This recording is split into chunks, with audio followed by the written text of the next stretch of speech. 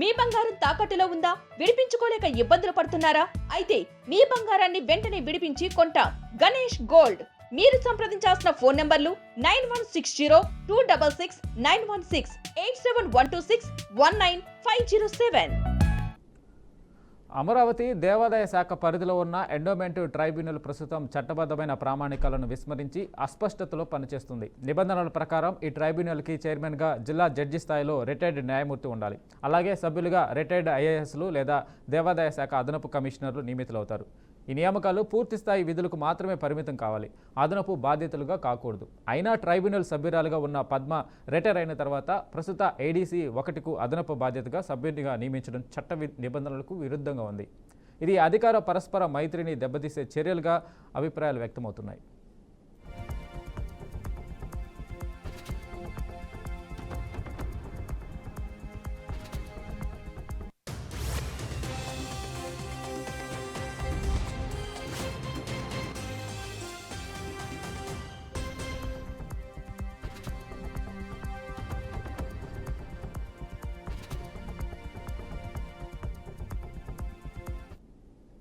ప్రభుత్వ రీసర్వే కారణంగా అనేక సామాన్యుల భూములు దేవాదాయ శాఖ ఆస్తులుగా రికార్డుల్లోకి ఎక్కించడం వల్ల వేలాది మంది బాధితులు న్యాయ పోరాటం చేయాల్సిన పరిస్థితిలోకి వెళ్లారు.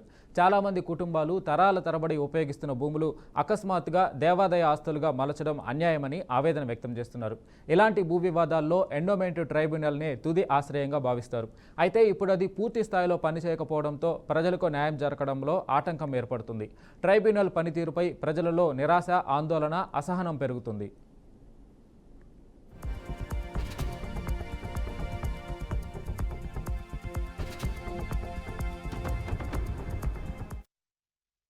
ప్రస్తుత పరిస్థితుల్లో ఏడీసీ 1 దేవాదాయ శాఖ కమిషనర్ ఆదేశాలకు లోబడిన అధికారిగా విధులు నిర్వహిస్తున్నారు. అదే ఏడీసీ ట్రైబ్యునల్ సభ్యునిగా వ్యవహరిస్తే కమిషనర్ ఇచ్చిన ఎన్ఓసీ తిరస్కరణలను అతనే తీర్పుతో తిరగరాయడం నైతికంగా, విధిపరంగా సాధ్యం కాదు.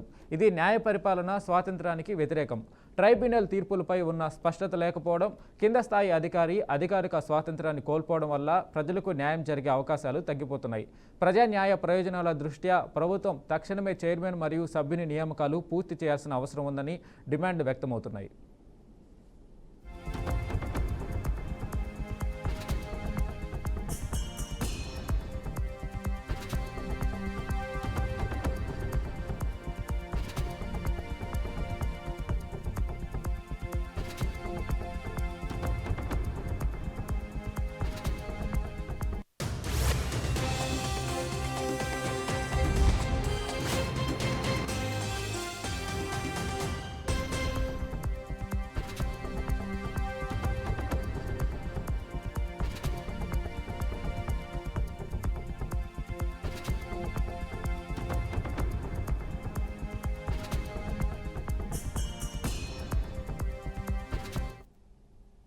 ఇవి bulletin updates. Keep watching BRK news.